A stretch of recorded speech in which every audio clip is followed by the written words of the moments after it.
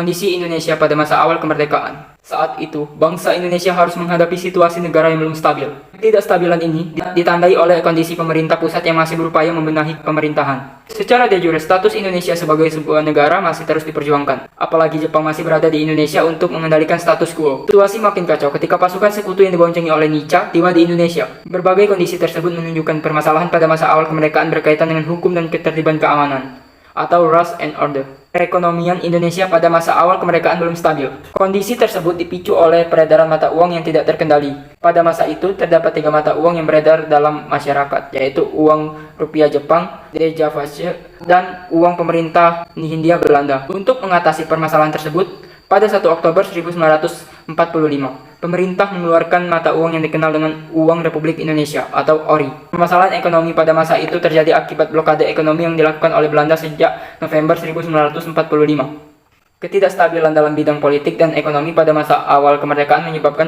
kondisi tidak menentu di berbagai daerah, terutama Jakarta. Oleh karena itu, pada 4 Januari 1946, pemerintah memindahkan ibu kota negara Republik Indonesia dari Jakarta ke Yogyakarta. Dengan pertimbangan faktor keamanan, Presiden Soekarno menyetujui pemindahan ibu kota ke Yogyakarta. Presiden, Wakil Presiden, dan beberapa menteri dipindah ke Yogyakarta. Sementara itu, Perdana Menteri Sultan Syahrir masih berkedudukan di Jakarta untuk menjalin hubungan dengan dunia internasional. Di bidang pendidikan, pemerintah menunjuk Ki Hajar Dewantara sebagai Menteri Pengajaran untuk menyusun kebijakan pendidikan yang sesuai dengan kondisi bangsa Indonesia pada masa awal kemerdekaan. 2. Kedatangan Sekutu dan Belanda. Sekutu menunjuk Inggris guna menyelesaikan masalah daerah jajahan Jepang di wilayah Asia Tenggara, termasuk Indonesia. Untuk melaksanakan tugas tersebut, Inggris membentuk Allied Force Netherlands India atau AFNI. AFNI tiba di Indonesia pertama kali pada 16 September 1945 di Surabaya di bawah pimpinan W.R. Patterson. Selanjutnya, pasukan AFNI tiba di Jakarta pada 29 September 1945 di bawah pimpinan Letnan Jenderal Sir Philip Christian. 3. Perlawanan rakyat Indonesia di berbagai daerah. Tentara Keamanan Rakyat atau TKR dibentuk pada 5 Oktober 1945. Pembentukan TKR pada masa itu tidak lepas dari upaya pemerintah Indonesia menjaga keamanan negara dan melindungi segenap rakyat Indonesia. Pada perkembangannya, TKR bersama Laskar Rakyat Bersatu mempertahankan kemerdekaan. Perjuangan mempertahankan kemerdekaan inilah yang disebut masa revolusi kemerdekaan. Pada masa revolusi kemerdekaan, bangsa Indonesia harus menghadapi 3 kekuatan. Pertama, Jepang yang berupaya menjaga status quo di Indonesia. Kedua, Sekutu yang harus mengurus proses serah terima wilayah kekuasaan Jepang. Ketiga, Belanda yang berupaya kembali menancapkan kekuasaannya di Indonesia. Pengambil alihan kekuasaan Jepang di Yogyakarta. Proklamasi kemerdekaan Indonesia disambut rakyat Yogyakarta dengan penuh sukacita. Tidak hanya rakyat Yogyakarta, Sri Sultan Hamengkubuwono IX dan Sri Paku Alam VIII secara resmi menyatakan dukungannya terhadap pemerintahan Republik Indonesia pada 19 Agustus 1945. Dukungan tersebut dipertegas pada 5 September 1945. Dukungan terhadap pemerintahan Republik Indonesia ditindaklanjuti dengan aksi pengambil alihan kantor-kantor pemerintahan dan perusahaan milik Jepang. Aksi ini berlangsung pada 26 September hingga 7 Oktober 1945. Melalui aksi tersebut, kantor kepala daerah Yogyakarta atau Gedung Cokon Kantai berhasil dikuasai oleh rakyat pada 5 Oktober 1945. Pada masa kini, gedung tersebut dikenal sebagai Gedung Agung. Upaya pengambilan kekuasaan di Yogyakarta juga dilakukan melalui perebutan senjata oleh Barisan Pemuda terhadap pasukan Jepang di markas Osabutai, Kota Baru. Dalam upaya tersebut, Barisan Pemuda berhasil memukul mundur pasukan Jepang. Bahkan pasukan Jepang menyatakan menyerah pada 7 Oktober 1945. Rakyat juga berhasil melucuti senjata Kaigum di Mugowo. Menyerahnya pasukan Jepang di Yogyakarta menandai berakhirnya pertempuran rakyat melawan pasukan Jepang. B. Pertempuran 5 hari di Semarang. Bermula dari upaya pemuda mengambil alih kekuasaan Jepang di Semarang, pengambil alihan tersebut dilakukan sesuai instruksi perwakilan pemerintah Republik Indonesia di Semarang, Wongo Senogrogo, pada 19 Agustus 1945 melalui siaran radio. Pada 7 Oktober 1945, ribuan pemuda Semarang mengepung tungsi tentara Jepang di Jatingaleh. Pada 14 Oktober 1945, lebih kurang 400 tawanan Jepang diangkut para pemuda Indonesia dari pabrik gula Cepiring ke penjara Bulu. Dalam perjalanan, sebagian tawanan berhasil melarikan diri dan bergabung dengan pasukan Kido Butai di Jatingaleh. Akibatnya, para pemuda melakukan penyerangan dan perebutan senjata terhadap Jepang. Pasukan Jepang membawa polisi tersebut sebagai tawanan ke Tangsi Kido Butai di Jatingaleh. Pada 15 Oktober 1945, pasukan Kido Butai bergerak ke kota dan terjadi pertempuran dengan barisan pejuang di Simpang 5 atau Tugu Pemuda dan di Hotel Duva Pavilion. Pertempuran berlangsung selama 5 hari dan baru berhenti setelah pemimpinan pasukan TKR dan pemimpin pasukan Jepang mengadakan perundingan. Oleh karena itu, pertempuran ini disebut pertempuran 5 hari di Semarang. Untuk mengenang pertempuran ini dibangun Tugu Muda. C. Pertempuran Surabaya. Bermula dari kedatangan pasukan sekutu di Surabaya, pasukan sekutu yang diwakili AFNEI tiba di Surabaya pada 25 Oktober 1945. Di bawah pimpinan AWS Malabi, kedatangan tentara sekutu bertujuan melucuti serdadu Jepang dan menyelamatkan terniran sekutu. Pemegang pemerintah di Jawa Timur yaitu Gubernur Surjo enggan menerima kedatangan mereka. Sikap ini muncul dari kecurigaan di kalangan pejuang yang khawatir kedatangan tentara sekutu akan diboncengi oleh Belanda. Untuk melunakkan hati Gubernur Surjo, sekutu mengajak berunding. Perundingan tersebut menyepakati sekutu hanya bertugas melucuti tentara Jepang dan tidak boleh mengganggu keamanan di Surabaya. Dalam perkembangannya, sekutu mengingkari kesepakatan tersebut. Pada 26 Oktober 1945, sekutu justru membebaskan Kolonel Huyer, seorang kolonel angkatan laut Belanda beserta tentara Belanda lainnya. Aksi sekutu tersebut menyulut amarah rakyat Surabaya sehingga jadi kontak senjata antara pasukan sekutu dan Barisan Pemuda Surabaya. Bentrokan antara rakyat Surabaya dan pasukan sekutu dan Barisan Pemuda Surabaya terus berlangsung hingga awal November 1945. Bahkan dalam sebuah pertempuran AWS Malabi terbunuh setelah terkena tembakan dari pejuang Surabaya. Pada 9 November, sekutu mengeluarkan ultimatum agar para pejuang dan rakyat Surabaya menyerah pada sekutu. Apabila ultimatum tersebut diabaikan seluruh kekuatan Surabaya, pasukan sekutu akan menggempur kota Surabaya. Meskipun demikian, ultimatum tersebut diabaikan rakyat Surabaya. Akibatnya, pertempuran tidak dapat dihindari. Pertempuran besar terjadi pada 10 November 1945 pukul 10 pagi dan berlangsung selama 3 minggu. Dalam pertempuran Surabaya, muncul tokoh yang berperan penting dalam memompa semangat juang arek-arek Surabaya. Tokoh tersebut bernama Sutomo atau lebih dikenal dengan nama Bung Tomo.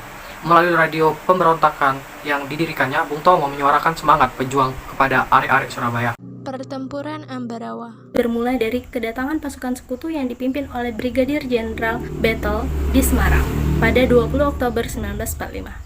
Di kota Magelang. Di kota inilah kontak senjata antara pasukan sekutu dan pasukan Indonesia mulai terjadi, tepatnya pada 26 Oktober 1945. Kontak senjata di Magelang ini dilatar belakangi oleh tindakan sekutu yang mengangkut pasukan Nica dan mempersenjatai tawanan yang telah dibebaskan. Pada 2 November 1945, Presiden Soekarno dan Brigadir Jenderal Battle datang ke Magelang untuk merumuskan kesepakatan gencatan senjata. Pada 20 November 1945, pertempuran kembali terjadi. Pasukan sekutu meledakkan bom untuk membumi hanguskan perkampungan di sekitaran Ambarawa. Dalam sebuah pertempuran pada 26 November 1945, pemimpin TKR Purwokerto, Letkol Isdiman gugur. Dengan gugurnya beliau, pimpinan diambil alih oleh Kolonel Sudirman. Beliau menginstruksikan pasukannya untuk menggunakan taktik supit urang. Taktik tersebut digunakan untuk membuat keadaan musuh terjepit. Dengan taktik supit urang, sekutu dapat dipukul mundur dari desa Banyubiru pada 5 Desember 1945. Sekutu meninggalkan Ambarawa menuju Semarang. Pertempuran Medan Area. Pada 10 Oktober 1945, pasukan sekutu di bawah pimpinan Brigadir Jenderal Kelly mendarat di Medan. Tapi, kedatangan pasukan sekutu ternyata diboncengi oleh Nica. Dalam perkembangannya, pasukan sekutu juga sering melakukan provokasi terhadap pasukan TKR.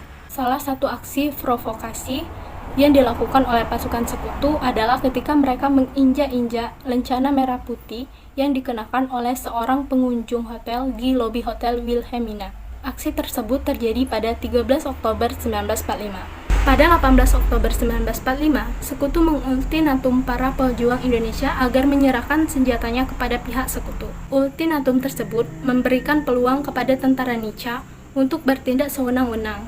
Pada 1 Desember 1945, pasukan sekutu memasang sejumlah papan bertuliskan Viket Bondaries Medan Area di berbagai sudut pinggiran kota Medan. Papan nama itulah yang menyebabkan pertempuran di Medan dan sekitarnya dikenal dengan Pertempuran Medan Area. Peristiwa Bandung Lautan Api. Pergolakan di Bandung pada Maret 1946 menjadi salah satu peristiwa yang diberitakan oleh surat kabar Suara Merdeka. Dalam surat kabar tersebut, seorang jurnalis bernama Ed J. Bastaman merencana membumbukan judul berita dengan diksi Bandung jadi lautan api. Kan tetapi, terbatasnya ruang dalam surat kabar menyebabkan judul tersebut diperpendek menjadi Bandung Lautan Api. Pasukan sekutu tiba di Bandung pada 12 Oktober 1945. Kedatangan pasukan sekutu tersebut mendorong pasukan Republik Indonesia bersama rakyat bersiaga mempertahankan kota Bandung dari penguasaan sekutu. Pada 24 November 1945, Hotel Savoy Homan dan Hotel Freanger yang digunakan sebagai markas sekutu menjadi salah satu objek serangan para pejuang Republik Indonesia. Berbagai bentrokan yang terjadi mendorong Kolonel McDonald memberikan ultimatum kepada Gubernur Jenderal Barat agar segera mengosongkan Bandung Utara paling lambat 19 November 1945 pada pukul 12. Ultimatum McDonald tersebut diabaikan oleh pejuang. Para pejuang justru membangun pos-pos pertahanan. Pihak sekutu berupaya mengadakan komunikasi tingkat daerah, tapi ditolak oleh Panglima Divisi 3 Jenderal Abdul Haris Nasution. Sekutu menyampaikan ultimatum kepada Perdana Menteri Sultan Syahrir pada 20 Maret 1946. Ultimatum tersebut berisi peringatan agar selambat-lambatnya pada 24 Maret 1946 pukul 24 pasukan PKR beserta laskar-laskar harus mengosongkan kota Bandung dan mundur jauh 11 km dari titik 0 km. Mendapat tekanan dari sekutu, Sultan Syahrir meminta Jenderal Abdul Haris Nasution untuk memenuhi ultimatum tersebut. Jenderal Abdul Haris Nasution beserta jajaran pasukan TKR memenuhi ultimatum. Sebelum meninggalkan kota Bandung, TKR dan rakyat membakar semua gedung yang ditinggalkan.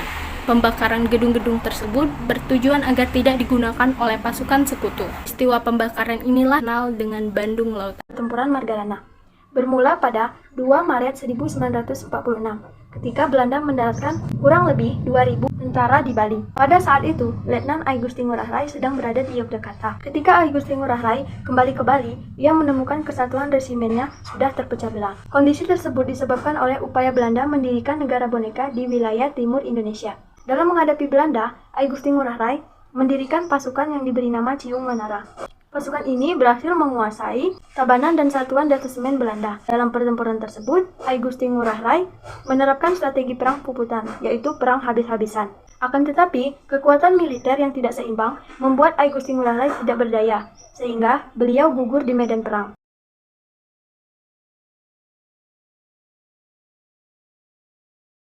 Perundingan Linggarjati berlangsung pada 10-15 November 1946 di daerah Linggarjati sebelah selatan Cirebon. Dalam perundingan ini, delegasi Indonesia dipimpin oleh Perdana Menteri Sultan Syahrir dengan anggota Muhammad Roem, M.R. Susanto, Tirto Projo, dan Dr. Aka Gani. Adapun delegasi Belanda diketuai oleh Dr. S.L. Morhon dengan anggota Ben Volt dan H.J. Van Mox. Sebelum pelaksanaan perundingan Linggarjati, pihak Indonesia dan Belanda melakukan beberapa kali perundingan, yaitu sebagai berikut.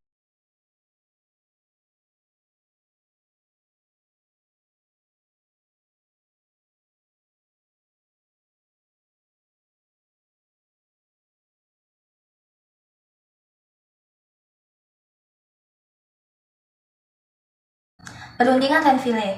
Amerika Serikat mengusulkan kepada Dewan Keamanan Perserikatan Bangsa-Bangsa atau DKPBB agar konflik antara Indonesia dan Belanda segera diselesaikan. Usul DKPBB ini ditindaklanjuti dengan pembentukan Komisi Tiga Negara atau KTN. Berdasarkan hasil kesepakatan Komisi Tiga Negara, Indonesia dan Belanda kembali dipertemukan dalam meja perundingan. Amerika Serikat menawarkan kapal Renville miliknya yang saat itu sedang berlabuh di Tanjung Priok, Jakarta sebagai tempat perundingan. Pada 8 Desember 1947, perundingan antara Indonesia dan Belanda resmi digelar. Dalam perundingan ini, delegasi Indonesia dipimpin oleh Amir Syarifuddin, sedangkan delegasi Belanda dipimpin oleh R. Abdul Qadir Widjojoatmojo, orang Indonesia yang memihak Belanda. Perundingan Renville menghasilkan beberapa keputusan yang dianggap merugikan pihak Indonesia. Ketiga keputusan perundingan Renville tersebut adalah sebagai berikut.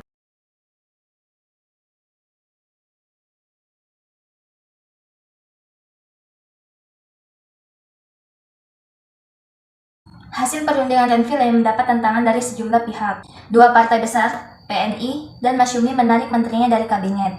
Parlemen juga mengajukan mosi tidak percaya kepada kabinet Amir Syarifuddin. Akhirnya, pada 23 Januari 1948, Amir Syarifuddin mengembalikan mandatnya kepada Presiden Soekarno. Perundingan Roem-Royen. Pada Desember 1948, Belanda kembali melancarkan agresi militer atas wilayah Republik Indonesia. Atas dorongan UNCI dan Amerika Serikat, pada 14 April 1949, perundingan antara Indonesia dan Belanda kembali dilaksanakan di Jakarta. Dalam perundingan ini, pihak Indonesia diwakili oleh Muhammad Roem dan Belanda oleh J. H. van Royen. Oleh karena itu, perundingan ini dikenal dengan perundingan Roem-Royen. Pelaksanaan perundingan Roem-Royen dipimpin oleh Merle Cochrane, anggota komisi dari Amerika Serikat. Pada 22 Juni 1949, perundingan Roem-Royen menyepakati beberapa keputusan. Pengambilan keputusan ini diawasi oleh PBB yang dipimpin Thomas Chit-Rachley. Adapun kesepakatan yang dihasilkan dalam perundingan Roem-Royen adalah sebagai berikut.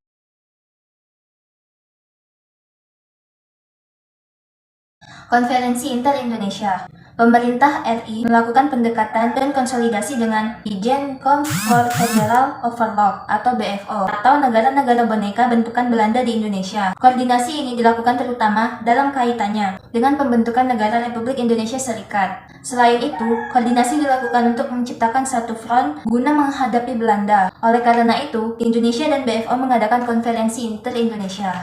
Konferensi Inter-Indonesia tahap pertama diadakan pada 19-22 Juli 1949 di Yogyakarta. Konferensi ini menghasilkan beberapa kesepakatan, yaitu sebagai berikut.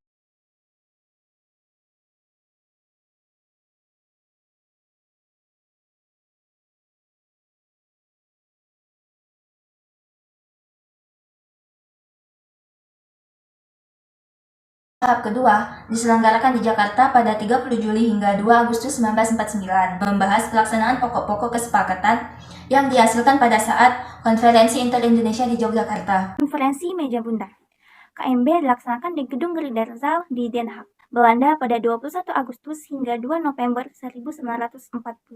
Willem Drees selaku Perdana Menteri Belanda sekaligus Ketua KMB resmi membuka KMB. Dalam konferensi ini, delegasi Indonesia diwakili oleh Muhammad Hatta, Muhammad Roem, Mr. Supomo, Dr. J. Lemena, Mr. Ali Sastromi Jojo, Dr. Sukiman, Insinyur Juanda, Dr. Sumitro, Joyo Hadikusumo, Mr. Suyono Hadinoto, dan Mr. Sumarti. Selain itu, Sultan Hamid II dari Pontianak turut hadir sebagai perwakilan BFO. Sementara itu, pihak Belanda diwakili oleh Mr. Van Maarseven, sedangkan PBB mengirim perwakilannya melalui United Commission for Indonesia. Mereka mengirim delegasinya yang diwakili oleh Thomas Chirchey. KMB diwarnai perdebatan sengit antara Indonesia dan Belanda. Berikut beberapa topik menjadi perdebatan sebagai berikut.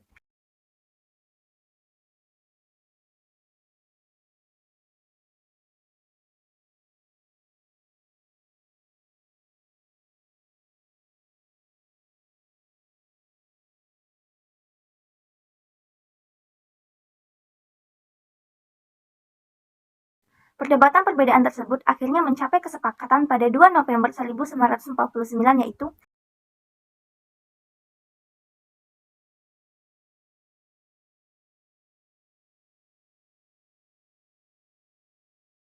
perjuangan menghadapi agresi militer Belanda. Belanda menilai perlu melakukan agresi militer yang dimulai pada 21 Juli 1947. Rakyat Indonesia tidak tinggal diam menghadapi agresi militer Belanda tersebut. Perjuangan bangsa Indonesia dalam menghadapi rangkaian agresi militer tersebut sebagai berikut. A. Agresi militer Belanda 1. Agresi militer Belanda 1 dimulai pada 20 Juli 1947. Dalam agresi militer ini, Belanda menggunakan kode operasi produk. Dengan kode operasi tersebut, Belanda berhasil menerobos daerah-daerah yang dikuasai Republik Indonesia seperti Sumatera, Jawa Tengah, dan Jawa Timur. Tujuan Belanda menyerang daerah-daerah tersebut adalah merebut daerah-daerah perkebunan dan sumber daya alam, terutama minyak. Dalam perkembangannya, agresi yang dilancarkan Belanda mendapat kecaman dunia internasional. India dan Australia menyarankan agar konflik Indonesia-Belanda dibicarakan dalam agenda Dewan Keamanan PBB. Berkat saran dari kedua negara tersebut, pertikaian antara Indonesia dan Belanda masuk agenda pembahasan DKPBB. DKPBB mengeluarkan resolusi nomor 27 pada 1 Agustus 1947 mengenai penghentian konflik bersenjata Indonesia-Belanda. Tindak lanjut upaya Penghentian agresi militer dilanjutkan melalui perundingan Renville. B. Agresi militer Belanda II. Belanda kembali menggempur Indonesia melalui aksi militer pada 19 Desember 1948. Serangan ini dikenal dengan agresi militer Belanda II. Aksi ini dimulai dengan penerjunan tentara-tentara Belanda di lapangan terbang Maguwo, Yogyakarta. Serangan yang begitu cepat mengakibatkan kota Yogyakarta sebagai ibu kota RI jatuh ke tangan Belanda.